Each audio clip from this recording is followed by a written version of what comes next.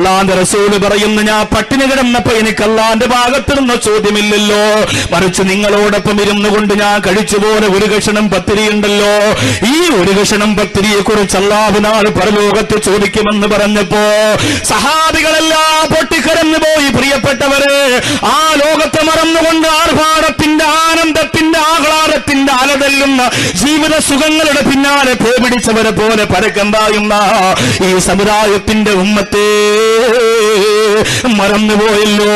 ആരംഭ റസൂല് പോലും പരലോകത്തിന്റെ ചില രംഗങ്ങൾ ഓർത്തുകൊണ്ട് ഒരു കഷണം പത്തിരിയെ കുറിച്ച് പോലും അല്ല നാളെ വിചാരണ നടത്തുമെന്ന് ചിന്തിച്ചുകൊണ്ട് പൊട്ടിക്കരഞ്ഞു പോയെങ്കിൽ സുഭിക്ഷമാര ഭക്ഷണം കഴിക്കുന്നവര്, സുഖലോലുപരായി കിടന്നുറങ്ങുന്നവര്, ആഡംബരത്തോടെ ആഹ്ലാദത്തോടെ എല്ലാം മറന്ന് സന്തോഷഭരിതരായി കഴിയുന്നവര്, അല്ലാഹുവിന്റെ റസൂൽ സല്ലല്ലാഹു അലൈഹി വസല്ലമ തങ്ങൾ നിങ്ങളെ കുറിച്ച് ഓർത്തുകൊണ്ടാണ് നൂറ്റാണ്ടുകൾക്ക് മുമ്പ് സഹാബത്തിനോട് പറഞ്ഞത്, ഒരു കാലഘട്ടം വരാനുണ്ട്, എന്റെ കാലമല്ല, എന്റെ സഹാബത്തിന്റെ കാലമല്ല, എന്റെ താബിഉകളുടെ കാലമല്ല, ആ കാലഘട്ടമെല്ലാം കഴിഞ്ഞിട്ട് ഒരു കാലഘട്ടം വരാറുണ്ട്. മലബാറിലെ പുത്തനങ്ങാടിയിലെ കോഴിക്കോടിന്റെ കടപ്പുറത്ത് എന്റെ പ്രിയപ്പെട്ടവരെ, കേരളത്തിന്റെ അങ്ങോളം ഇങ്ങോളമുള്ള എന്റെ പ്രിയപ്പെട്ട മുസ്ലിം സഹോദരങ്ങൾ ആ കാലഘട്ടത്തിലാണ് ഉള്ളതെന്ന് ഗൗരവത്തോടെ ചിന്തിക്കുക. അല്ലാഹുവിന്റെ റസൂൽ സഹാബത്തിനോട് പറഞ്ഞു, യുഹിബ്ബൂന ദുനിയാ വയൻസൂനൽ ആഖിറ. ആ കാലഘട്ടത്തിലുള്ളവരുടെ സ്വഭാവത്തിൽ ഒന്നാമത് കാണുന്ന ദുർഗുണം എന്തെന്നറിയുമോ? അവർ ആഖിറത്തെ മറന്നുപോയവരാ, അവർ പരലോകത്തെ മറന്നുപോയവരാ. ആഖിറം മറന്നതുകൊണ്ടാണ് പെണ്ണ് പലമറക്കാൻ മറക്കുന്നത്, പെണ്ണ് നാണം മറയ്ക്കാൻ മറക്കുന്നത്. അന്നം തേടി വീടിന്റെ മുമ്പ് ഒന്ന് കൈനീട്ടുന്ന പാവപ്പെട്ട യത്തീമിന്റെ മുമ്പിലേക്ക് തേക്കിന്റെ വാതിൽ കൊണ്ട് കൊട്ടിയടച്ചിട്ട് അഹങ്കാരത്തിന്റെ ഉൾവിളി മുഴക്കുന്ന എന്റെ പ്രിയപ്പെട്ട സഹോദരങ്ങള്, ആ പരലോകത്തെ മറന്നതുകൊണ്ട് നമ്മൾ ചെയ്യുന്നതാ ആ കാലഘട്ടമാണോ? അല്ലാഹു ഈ കാലഘട്ടമെന്ന് ഓർത്തുപോവുകയാണ്. അവർ ആഖിറം മറക്കുന്നവരാണ്. എവിടെയും സുഖം തേടി പോകുന്നവര് പടച്ചറമ്പുരാന്റെ കോടതിയെ മറക്കുകയാ, ഖബറിനെ മറക്കുകയാ, വിചാരണയെ മറക്കുകയാണ്. യുഹിബ്ബൂന ദുനിയാ, അവർ ദുനിയാവിനെ വല്ലാതെ സ്നേഹിക്കുന്നവരാണ്.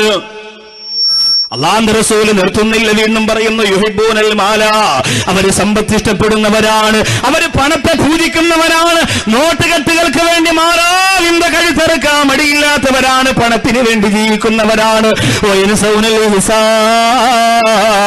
നാളെ അല്ലാഹുവിന്റെ കോടതിയിൽ നീ എവിടെന്നാണ് പണമുണ്ടാക്കിയത്, എങ്ങനെയാണ് ചിലവഴിച്ചത് എന്ന ചോദ്യത്തെ മറന്നുകൊണ്ട് ആ ദുനിയാവിലെ പണത്തിന് വേണ്ടിയിട്ട് എന്തും ചെയ്യാൻ പരിശ്രമിക്കുന്നവരാണവര്. അല്ലാഹുവേ, ആ കാലഘട്ടമല്ലേ ഇത് പടച്ചവന്, ആ കാലഘട്ടമല്ലേ ഇത് നോട്ടുകെട്ടുകൾക്ക് വേണ്ടി ആദർശത്തെ കബറടക്കുന്ന നശിച്ചുപോയ അന്തരീക്ഷത്തിന്റെ സാഹചര്യത്തിൽ ജീവിക്കുന്ന പുത്തനങ്ങാടികൾ എന്റെ ശബ്ദം ശ്രമിക്കാമെന്ന് പ്രിയപ്പെട്ടവരോട് പറയുകയാ. ആരംഭ റസൂൽ പറഞ്ഞ ഈ വിഭാഗത്തിൽ എന്റെ പ്രിയപ്പെട്ടവരെ, നിങ്ങൾ ഉൾപ്പെട്ടു പോകാൻ പാടില്ല, നിങ്ങൾ ഉൾപ്പെട്ടു പോകാൻ പാടില്ല. അല്ലാഹുവിന്റെ റസൂൽ പറയുന്നു, യുഹിബ്ബൂനൽ ഹയാത വയൻസൂനൽ മമാ, അവർക്ക് ജീവിതമാണ് ഇഷ്ടം, അവര് മരണത്തെ മറക്കുന്നവരാ, അവര് മരണത്തെ മറക്കുന്നവരാ. അവർക്ക് ജീവിച്ചാ മതി, സുഖിച്ചാ മതി, രസിച്ചാ മതി, ആനന്ദിച്ചാ മതി. അല്ലാഹുവിന്റെ മരണത്തെ അവര് മറന്നു പോകുന്നവരാണ്.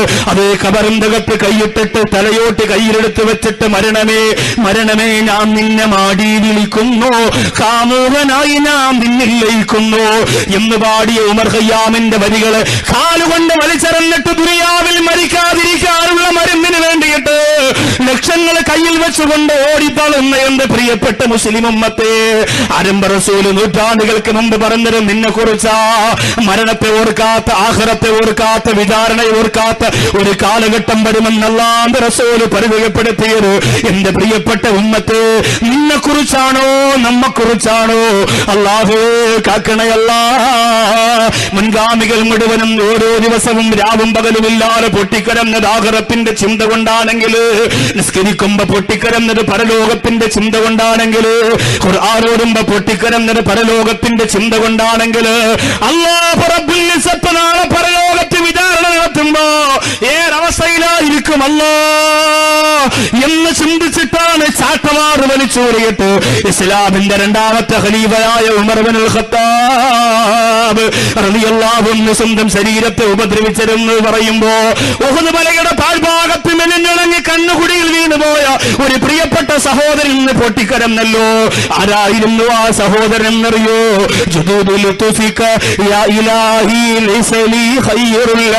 ഒന്നുമില്ല റബ്ബേ, തീ കത്തി ജ്വലിച്ചു നിൽക്കുന്ന ആഖിറത്തിലേക്ക് വരുമ്പോ ഈ അബൂബക്കറിന്റെ കയ്യിൽ ഒന്നുമില്ല അല്ലാ എന്ന് പറഞ്ഞ് മലന്തരുവിന്റെ താഴ്ഭാഗത്തിരുന്ന് പൊട്ടിക്കരന്നു പോയ സയ്യിദുനാ അബൂബക്കർ സിദ്ദീഖ് റളിയല്ലാഹു അൻഹു അവരൊക്കെ അല്ലാഹുവിന്റെ സ്വർഗ്ഗം ആഗ്രഹിക്കുമ്പോ ആവശ്യമുള്ളപ്പോ ആസ്വദിക്കാനും പലിശക്കെടുക്കാനും കള്ളുകുടിക്കാനും പെണ്ണ് പിടിക്കാനും ഹറാം ചെയ്യാനും ഹറാമ് പറയാനും ഹറാമ് തിന്നാനും ഹറാമ് കേൾക്കാനും ഭൗതിക ലോകപ്പാടമ്പരത്തിന്റെ നായകളെ പോലെ ജീവിച്ചിട്ട് നാണമില്ല പ്രിയപ്പെട്ട മുസ്ലിമേ.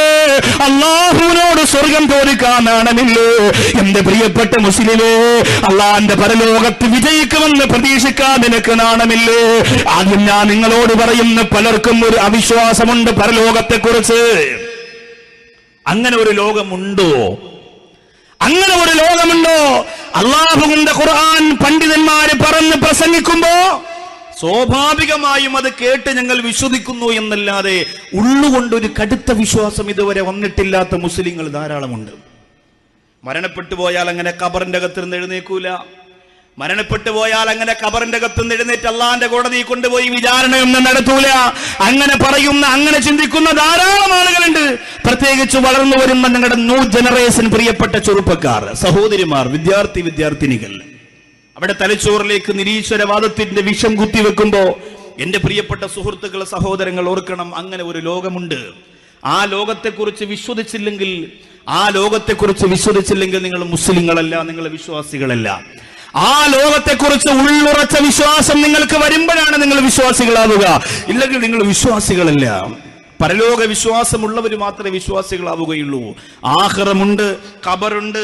ഖബറിന്റെ അകത്തിരുന്ന് ഞങ്ങളെ എഴുന്നേൽപ്പിക്കും. അല്ലാഹുവിന്റെ റസൂൽ സല്ലല്ലാഹു അലൈഹി വസല്ലം തങ്ങൾ പറഞ്ഞു, വലൈസ മിനൽ ഇൻസാനി ശൈഉൻ ഇല്ലാ യബ്ല ഇല്ലാ അള്ളുമൻ വാഹിദ. ഒരു മനുഷ്യനെ കബറടക്കിയാൽ ആ ഖബറിന്റെ അകത്ത് മനുഷ്യന്റെ ശരീരം നുരുമ്പിപ്പോകും. സാധാരണ മനുഷ്യന്റെ ശരീരത്തിന്റെ അവസ്ഥയാ പറഞ്ഞത്. ആ മനുഷ്യന്റെ ശരീരം നുരുമ്പിപ്പോകും. ഇല്ലാ അള്ളുമൻ വാഹിദ, ഒരെല്ലൊഴികെ ബാക്കിയെല്ലാം നുരുമ്പിപ്പോകുമെന്ന് ആരംഭ റസൂൽ നബി മുഹമ്മദ് മുസ്തഫ സല്ലല്ലാഹു അലൈഹി വസല്ലം. ഒരെല്ല് നശിച്ചു പോവില്ല, തീ കത്തിച്ചാലും നശിക്കൂല. ഹിന്ദുക്കൾ ആ എല്ലാണ് കുറെ ദിവസം കഴിഞ്ഞ് 16നോ മറ്റോ എടുത്തുകൊണ്ടുപോയി ആ എല്ല് കത്തിച്ചതിന് ശേഷം ആ എല്ലാണ് വിറകിൻ കൂട്ടിൽ നിന്നും ശവപ്പറമ്പിൽ നിന്നും എടുത്തുകൊണ്ടുപോയി നദിയിലൊഴുക്കുന്നത്. ആ എല്ലാണ്. ആ എല്ല് കരിഞ്ഞു പോകൂല, ആ എല്ല് ചതഞ്ഞു പോകൂല, ആ എല്ല് പൊട്ടിപ്പോകൂല. ഒരു മെമ്മറി കാർഡ് പോലെ, ഒരു ചിപ്പ് പോലെ അല്ലാഹു ആ എല്ലിനെ സംരക്ഷിക്കുകയാണ്. ആരംഭ റസൂലിനോട് സഹാബികൾ പറഞ്ഞു, നബിയെ എന്തിനാണ് ആ എല്ല്? അല്ലാഹുവിന്റെ റസൂൽ പറഞ്ഞു, വമിൻഹു യുറക്കബുൽ ഖൽഖു യൗമൽ ഖിയാമ, ഖിയാമത്ത് നാളിൽ അതിൽ നിന്നാണ് മനുഷ്യരെ അല്ലാഹു റബ്ബുൽ ഇസ്സത്ത് വീണ്ടും ജനിപ്പിക്കുന്നത്. അല്ലാഹുവിന് മനുഷ്യരെ വീണ്ടും ജനിപ്പിക്കാൻ ഒരു എല്ലിന്റെ ആവശ്യമുണ്ടോ എന്ന് ബുദ്ധിരാക്ഷസൻ എന്ന് അവകാശപ്പെടുന്ന ചില വ്യക്തികൾ ചോദിക്കുമായിരിക്കാം. ആവശ്യമില്ല. പക്ഷെ അല്ലാഹു ദുനിയാവിൽ സർവ്വ കാര്യങ്ങളും ഇങ്ങനെ ഓരോ കാരണവുമായി ബന്ധപ്പെടുത്തി മാത്രമേ ചെയ്യുകയുള്ളൂ. നമ്മൾ ആലോചിക്കുമ്പോൾ നമുക്കൊരു മറുപടി കിട്ടുന്ന രീതിയിലേ അല്ലാഹു കാര്യങ്ങളൊക്കെ ചെയ്യുകയുള്ളൂ. അതുകൊണ്ട് തന്നെ ഈ ലോകം മുഴുവനും നശിക്കുമെന്ന് ആദ്യമായിട്ട് എന്റെ പ്രിയപ്പെട്ടവർ ഉറപ്പിക്കണം. ഇദാ സുൽസിലത്തിൽ അർളു സിൽസാലഹാ വഅഖ്റജത്തിൽ അർളു അസ്ഖാലഹാ വഖാലൽ ഇൻസാനു മാ ലഹാ. അല്ലാഹുവിന്റെ ഖുർആൻ പറയുകയാണ്, പർവ്വതങ്ങൾ പഞ്ഞിക്കെട്ട് പോലെ പറക്കുന്ന, ആകാശം തകരുന്ന, ഭൂമി തകരുന്ന, ഈ ഭൗതിക ലോകം മുഴുവനും തകർന്ന് തരിപ്പണമാകുന്ന ഇസ്രാഫീൽ അലൈഹിസ്സലാത്തു വസ്സലാം ഒന്നാമത് സൂറന്ന കാഹളത്തിൽ ഊതപ്പെടുമ്പോഴുണ്ടാകുന്ന ഏറ്റവും വലിയ തകർച്ചയെ കുറിച്ച് ഖുർആൻ പറയുന്നുണ്ട്. കുല്ലു മൻ അലൈഹാ ഫാൻ വയബ്ഖാ വജ്ഹു റബ്ബിക ദുൽ ജലാലി വൽ ഇക്റാം. സർവ്വതും നശിച്ചു പോകുന്നതാണ്. അല്ലാഹു അല്ലാതെ ബാക്കിയില്ല. ആ പടച്ചതമ്പുരാനല്ലാതെ ബാക്കിയില്ല. സർവ്വതും തകർന്ന് തരിപ്പണമായി പോകുന്നതാണ്. നബി തങ്ങളോട് സഹാബികൾ ചോദിച്ചു, നബിയേ അപ്പോഴസ്രായിലോ നബിയേ, മനുഷ്യന്റെ റൂഹ് പിടിക്കുന്ന അസ്രായിലിന്റെ അവസ്ഥയോ? എല്ലാവരുടെയും റൂഹ് പിടിക്കുന്ന അസ്രായിലാണല്ലോ. അപ്പൊ അസ്രായിലിന്റെ അവസ്ഥ എന്താ? അല്ലാഹു പറയുമത്രേ അസ്രായിലിനോട്, നിന്റെ റൂഹിനെ നീ സ്വന്തം പിടിക്കുക.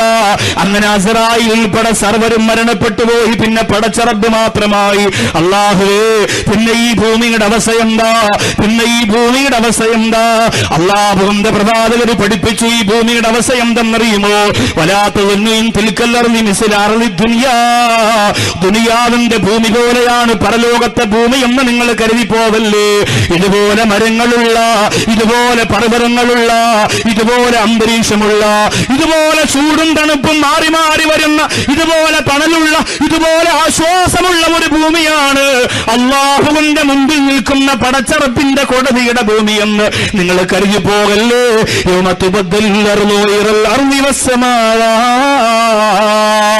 ഈ ആകാശമല്ല, ഈ ഭൂമിയല്ല, പർവ്വതങ്ങൾ പോകുന്ന, വൃക്ഷങ്ങൾ പോകുന്ന, സർവ്വതും പോകുന്ന വസാറത്തിൽ ജിബാലുകൽ യുഹ്രി, പഞ്ഞിക്കെട്ട് പോലെ പർവ്വതങ്ങളാവുകയാണ്. വസാറത്തി സമാഉകൽ മുഹൽ, ആകാശമാകട്ടെ ചെമ്പ് പോലെയാകുന്നു എന്ന് അല്ലാഹുവിന്റെ ഖുർആൻ പഠിപ്പിക്കുന്നു. ബഹുമാനപ്പെട്ട ഇമാം ഗസാലി റളിയല്ലാഹു അൻഹു പറയുന്നു, അർദുൽ ബൈളാ ലാ തറാ ഫിഹാ ഇവജം വലാ അംതാ, ഒരു വളവില്ലാത്ത ഭൂമിയാണ് പരലോകത്തെ ഭൂമി, ഒരു കുഴിയില്ലാത്ത ഭൂമിയാണ്, ഒരു തിരിവില്ലാത്ത ഭൂമിയാണ്. മുത്തുനബി തങ്ങൾ പറയുന്നു, അലാ അർദുൽ ബൈളാ